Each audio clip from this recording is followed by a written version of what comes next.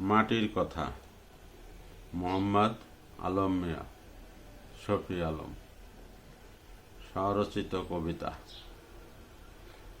মাটিতে না থাকলে যো চাষ করে কোন চাষার ফসল সেটা হয় না আর পণ্ডশ্রম কষ্টসার।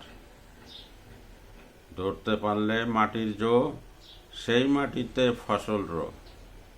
জাতির মনও মাটির মতো হলে সেটায় ফসল কত।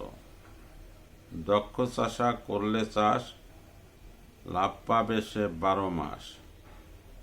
দক্ষ চাষা কোথায় মেলে দেখা যাবে সময় এলে।